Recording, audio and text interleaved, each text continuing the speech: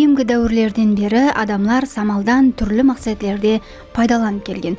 Орта әсірлер һәм айымгы грек мифологиясында болса самал құдайлары болғанлығы айтылады.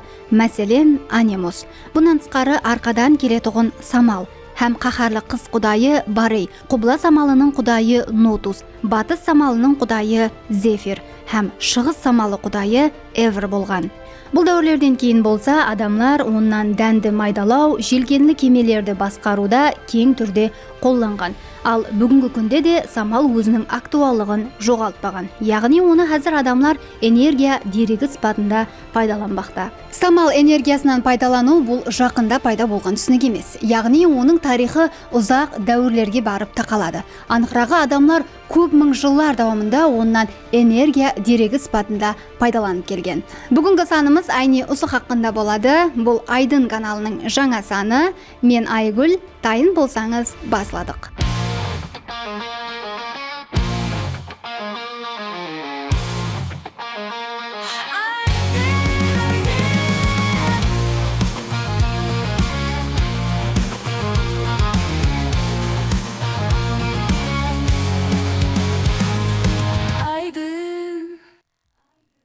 Ал ең дәслеп бұл энергия қандай мақсатте пайдаланылған? Мағлұматларға қарағанда бұл энергиядан Қытай һәм Парсы қолтығында суды айдау һәм дәнді майдалауда бірінші болып қолданылған. Эрамызға шекемгі 500-900 жылларда болса, самал айымгы мысырлықларда, анықрағы Нил дариясында кемелерді басқаруда жәрдем берген. Сондай-ақ боранның апатлы ақыбетлерін көрген адамлар самалды өз пайдасына қалай пайдалануды ойлаған. Европада оннан актив түрде пайдалану эрамыздың 1000 жылларында тикарнан арқа мемлекетлерде басланған. Базы бір мағлұматларда бұл 12 әсірде Францияда делінсе, ал басқаларында 14 әсірде Нидерландияда деп көрсетіледі. Инсаният тарихы давамында самалдан пайдалану тұрақлы болмаған, яғни ол түрлі дәуірлерде көбейген, емаса азайған. Жәмиеттің жаңа қалыптасқан мәдениеті дәуірінде болса, бұл энергия теңізде саяхат ету үшін қолданылған. Солай етіп оны пайдалану арқылы ұлы географиялық ашылулар әмелге асырылған һәм жаһан саудасы да рауажланған. Олым алғанда самал энергиясы 6000 жылдан астам уақыт давамында адамларға сенімлі қызмет етіп келмекте. Енді самал дігірманларының тарихына тоқталып өтсек, өзі бірінші самал дігірманлары қай жерде пайда болған екен деп қызықсаңыз керек, е? Самал дігірманлары хақындағы ең айымгы мағлұматлар эрамызға шекемгі 644 жылда парсылы дігірманшы тарапынан тілге алынған. 915 жылда болса араб географы Аль-Масуди өз дөретпелерінде Парсының Сиестан аймағында самал дігірманлары қолданылғанын жазып қалдырған. Бұл дігірманлар горизонтал айланушы пәтпеліктерге ие болған, дән майдалау һәм су шығару үшін қолданылған. Самал дігірманларының дәслепкі формалары Парсыда пайда болған деп есептелінеді һәм кейінірек жақын шығыс һәм Европаға тарқалған. Дәслепкі самал дігірманлары горизонтал формаға ие болып, пәтпеліктері вертикал оққа орнатылған. Бұл дегені дігірман ішіндегі харекет қаптал тәрептен есуші самал жәрдемінде жүз берген. Имарат ішінде самал кіру һәм шығу орынлары бір-біріне қарама қарсы жайластырылған. Бұл болса самал ағымын және де нәтижелі басқару имканиятын берген. Самал тәсірінде дігірман айлана баслайды және оның ішіндегі екі жұп тас әрекетке келген. Бұның нәтижесінде дән майдаланған. Ахметлісі бұл дігірманлар ешқандай тиісті механизмлерсіз тікелей істеген. Тарихи мағлұматларға қарағанда Шыңғыс ханның жүріслері давамында парсылық дігірманшылар тұтқынға алынып Қытайға жіберілген. Олардың тикарғы вазипасы болса Қытайдың жергілікті халқына дігірманларды қалай пайдалану һәм құруды үйретуден ібарат болған. Парсылық дігірманшылар Қытайда самал дігірманларын құру технологиясын тарқатқан һәм кейін ала болса басқа аймақларда да кең түрде қолданыла баслаған. Қытайға жекен болған аймақларда, мәселен Орайлық Азия, Монголия, Тибет һәм Батыс Қытайда алдын самал дігірманлары болмаған. Бұл орында парсы инженерлері бұл технологияны жеткізіп беруде ахметлі рөл ойнайды. Вертикал самал дігірманлары Римнің су дігірманларынан алынған идея тикарында жаратылған. Бұл дігірманларда пәтпелеклер самал ескен тәрепке қарай әрекетлене алған. Іште болса тіслі механизмлер болып, олар самал энергиясын турыдан туры дігірман тасларын айландыруға жөнелдірген. Нәтижеде самал күші қолданылған халда дән ұсақлау ямаса басқа жұмыслар орынланған. Бұл түрдегі дігірман тегіс формадағы корпусқа ие болып, ішінде тіслі механизмлер, дігірман таслары һәм басқа техникалық бөлімлер жайласқан. Пәтпелеклер дігірман денесіне біріктірілген һәм самал бағдарына қарай масласуы мүмкін. Дігірман беккем ағаш үстінге орнатылған болады. Бұл үстін арқалы дігірманды айландыру һәм пәтпелеклерді самалға мас тәрізде жайластыру мүмкін болған. Самал дігірманларының пәтпелеклері жерге салыстырғанда 5-15 градус мүйеш астында қисайған халда орнатылған. Дәсепкі пәтпелеклер ағаш рамкалардан істенген һәм самал желқомлары менен қапланған. Әрбір пәтпелек дігірман тоқтаған жағдайда бөлек орнатылған. Кейінірек пәтпелеклер самолет пәтпелеклеріне ұқсас формада бұрылма мүйешпенен істеп шығылған. Бұл болса самалдан нәтижелілеу пайдалану имканиятын берген. Сол сияқты бірінші мінара формасындағы самал дігірманлары шамаменен 1420 жылларда пайда болған. Бұл сияқты дігірманлар пост мил һәм тауэр мил деп аталған. Олар Европаның түрлі орынларында қолданылған һәм кейінірек Америкаға мигрантлар тарапынан алып кетілген. Нәтижеде самал дігірманлары инсаният тарихында ахметлі рөл ойнаған һәм әзірге шекем түрлі тарауларда, атап айтқанда ауыл қожалығы, суғару һәм электр энергиясын істеп шығаруда қолданылмақта. Самал дігірманлары Европада басқа мемлекетлерге қарағанда кейінірек пайда болған һәм оның тикарғы вазипасы жерлерді суғару һәм су шығарудан ібарат болған.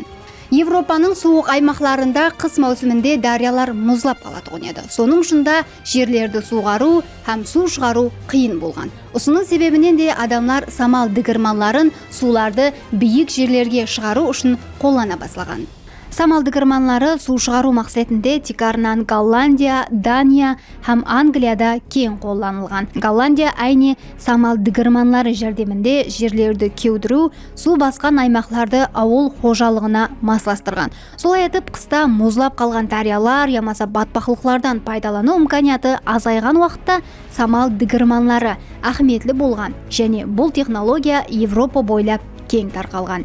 Технология парсыдан жақын шығысқа, кейін болса крест атланслары арқалы Европаға тарқалған. Айрым тарихи деректерге қарағанда крест атланслары дәуірінде европалылар жақын шығыста самал дігірманларынан қандай пайдалануды көрген және бұл технологияны өз жұртына алып келген.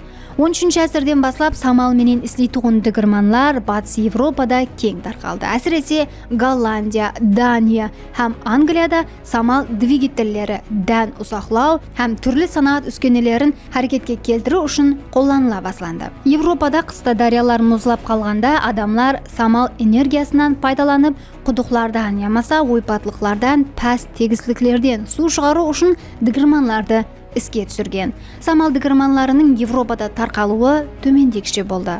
Англияда қолданылған самал дігірманлары Францияныкіне ұқсас принцип тикарында істеген, ал Германияда болса бірінші самал дігірманлары 1393 жылы құрылған һәм сол жерден басқа аймақларға тарқала бастаған. 14-ші әсірде голландтар самал дігірманларынан батпақ жерлерді кеудіру үшін пайдаланған. 17-ші әсір басыларына келіп, бұл аймақтың үлкен бөлігі самал энергиясынан пайдаланып, 30-35 киловатт қуатқа ие болған самал энергетикалық құрылмалар жәрдемінде кеудірілген. Алдын самал дігірмаларының бүткіл денесі, яғни имарат бөлігі самал бағдарына қарай бұрылуы керек еді. Бұл болса жүда қиын һәм қолайсыз болған.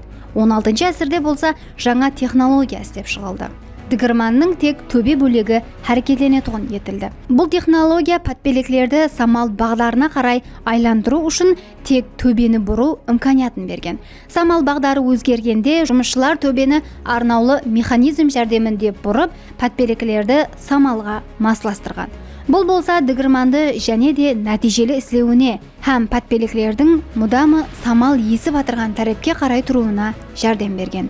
Тап осы дәуірде самал дыгырманларының модернизация етілген дизайнлері һәм жаңа самал двигателлері пайда болды.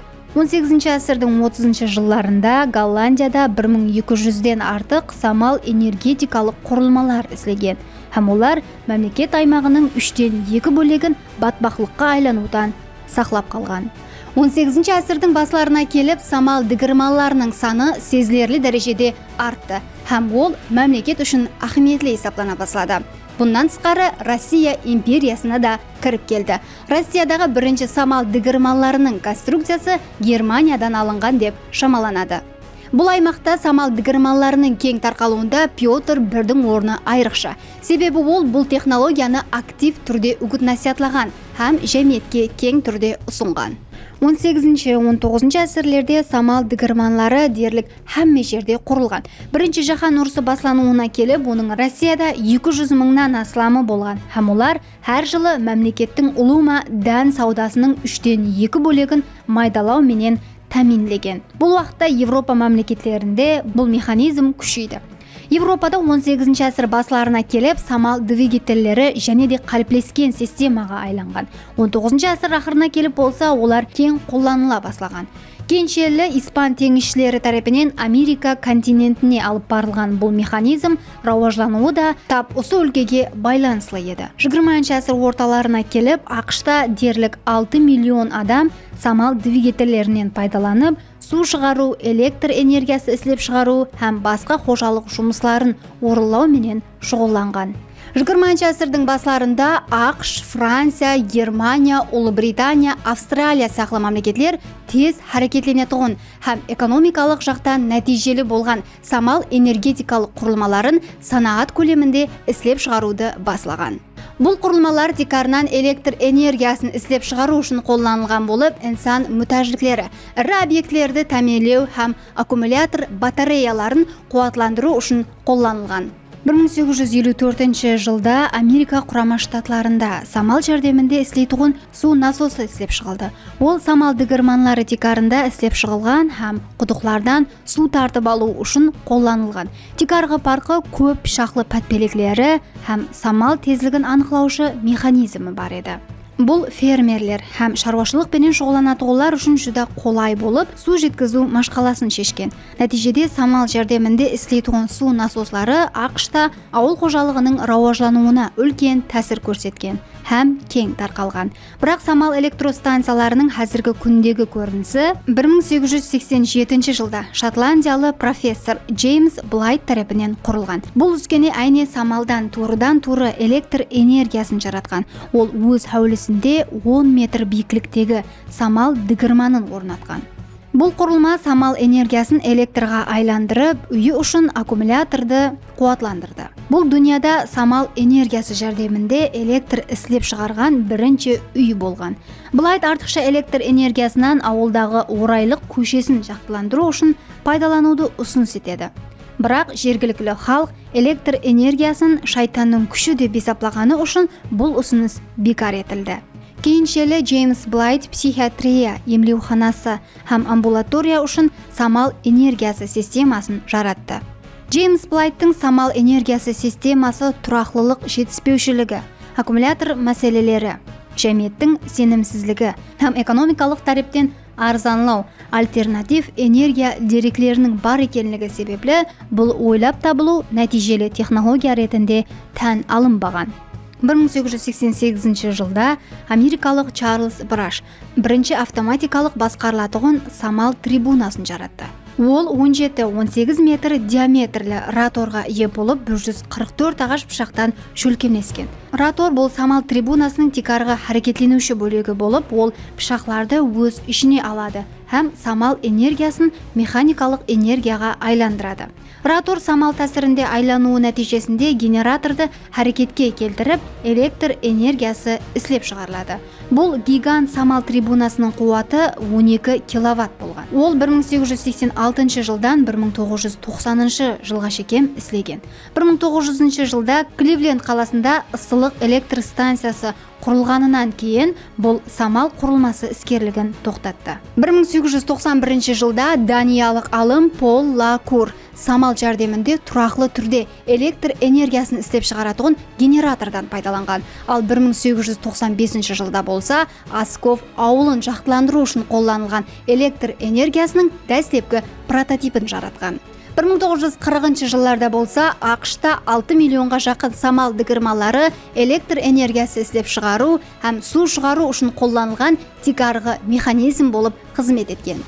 Үш қанатлы самал трибуналары дизайны да дәслеп Данияда қалыптаскен. 1957 жылда даниялық инженер Джоаннес Жюл Гетцер самал трибунасын жаратты. Бұл үш қанатлы горизонтал оқлы дизайнға ие болып, 200 киловатт қуат ісілеп шығаратуын еді. Бұл трибуна өзінің сенімлілігі һәм нәтижелігі менен ажыралып тұрды. Кейінгі самал трибуналары үшін тикар болды. 1970 жыллардағы нефт кризисі болса, самал энергиясына болған қызығушылықты және де арттырды. ақш һәм Европа мемлекеттері нефтқа байланыслы болмау үшін альтернатив энергия деректеріне ітібар қарата бастады. Кейінірек 1978 жылда Хенрик Стейстл һәм Карл Эрик Джордженсен тарапынан ислеп шығылған Дания концепциясы деп аталушы үш қанатлы дизайн Vestas компаниясына лицензияланған һәм заманауи самал трибуналары стандарты ретінде қабыл етілген.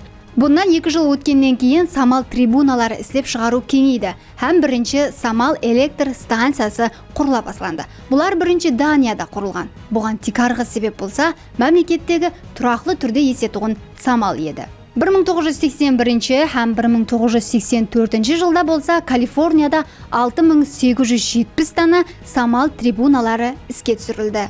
Солай етіп, самал энергиясы дәслеп көпшілік тарапынан түсініксіз һәм гуманлы технология деп қаратылған болса да, бүгінгі күнде ол дүния бойлап кең қолданылмақта. 21 ғасырда самал энергетикасы және рауажланып, 2005 жыл ақырына келіп, дүния бойлап самал электр станцияларының ұлыма қуаты 58982 мегаваттқа жетті. 2005 жылдан кейін болса, самал энергиясы дүния бойлап жедел рауажлана бастады. Себебі нефт бағасының артуы һәм экологиялық мәселелер альтернатив энергия деректеріне болған мүтәжілікті арттырды. 2010 жылдарда самал электр станциялары құрылысы үлкен тезлікпенен артты. Һәм көптеген мемлекеттер бұл тарауды қолдап қуатлау үшін субсидия һәм инвестициялар ажыратты. Самал трибуналары жеңіл һәм бекке материалларда ислеп шығарыла басланды. Алдын самал трибуналары 50-100 мегаватт қуатқа ие болса, әзір 10.000 мегаваттан артық трибуналар бар. Теңіз жағасында һәм су хауызлерінде жайласқан самал электр станциялары ислеп шығылды. Бұдан тысқары жаңа трибуналар алдыңғыларына салыстырғанда аз самал менен де іслей алады. Алдыңғы самал трибуналары қандай ислеген? Самал патпелеклері айландырар еді. Олар механикалық энергияны генераторға ұзатар, генератор болса электр энергиясы ислеп шығаратуын еді. Бұл жүдә апуайы механизм болған. Әзіргі самал трибуналары қандай ислейді? Пышақлар аэродинамикалық дизайнге ие. Алдыңғыларынан ұзынлау һәм жеңіллеу. Бұнан тысқары самал һәр қандай жөнелісте есуі мүмкін. Бірақ заманауи трибуналар автоматикалық түрде самал бағдарына икемлескен. Тіслі жеткеріп беруші системасы оптималластырылған. Бұл болса, төмен тезлікте де нәтижелі энергия ислеп шығару имканиятын береді. Самал арқылы электр энергиясы ислеп шығарылғаннан кейін олар арнаулы инвентерлер жәрдемінде тармаққа масластырылады. Заманауи трибуналарда автоматикалық басқару системалары әмелдегі. Олар самал тезлігі һәм бағдарын тұрақлы күзетіп барады һәм оптимал жұмыс режимін тәминлейді. Қазір ең ірі самал электр станциялары теңізлерде жайласқан. Себебі ол жерде самал тұрақлы түрде және күшлі еседі. Самал электр станциялары қазір электр энергиясының ең арзан деректерінің бірін айланды. Соның ішінде қазір көпшілік мемлекеттер нефт һәм газден самал энергиясына өтпекте. Бүгінгі күнде самал энергиясы дүнияда нефт һәм газге альтернатив ең зәрурлі энергия деректерінен бірі есептелінеді.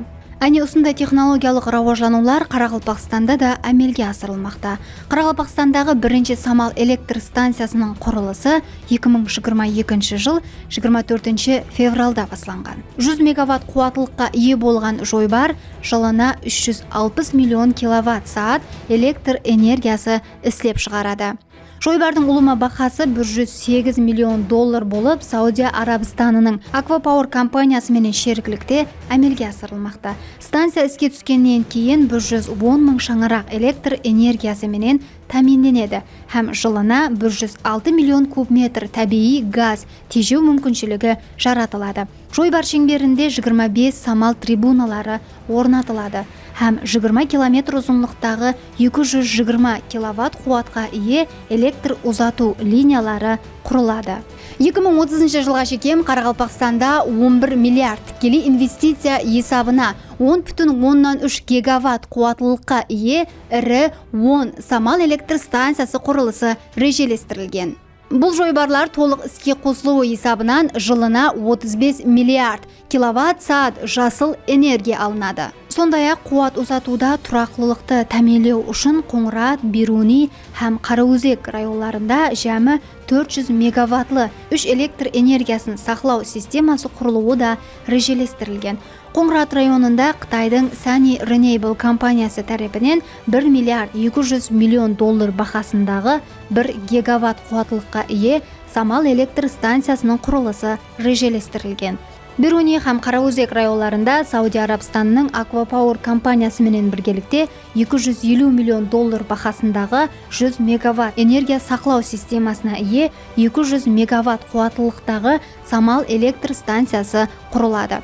Қоңырат районында самал трибуналарының компоненттерін іздеп шығару заводының құрылысы да режелестірілген. Бұл жерде жылына 1000 мегаватт қуаттылыққа ие самал трибуналары, 120 мұнара һәм 100 миллион имарат өнімлерінің орнын басушы үскенелер іздеп шығарылады.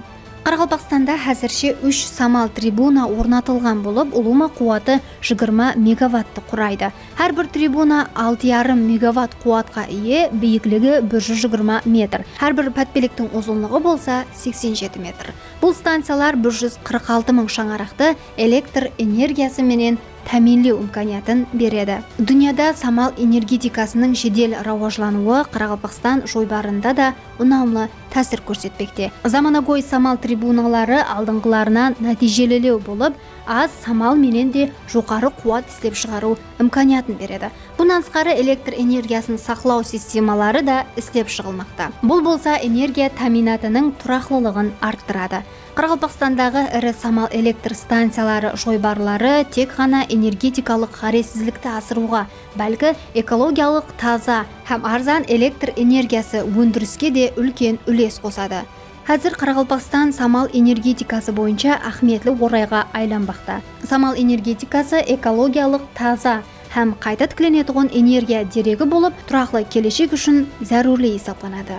Бүгін біз самал һәм самал электр энергиясының бізге қандай имканиятлар беретұғылығын біліп алдық. Бірақ бұл технология келешекте және рауажлануы мүмкін. Сіз самал энергетикасы келешегіміздің тикарғы энергия дерегі болады деп ойлайсыз ба?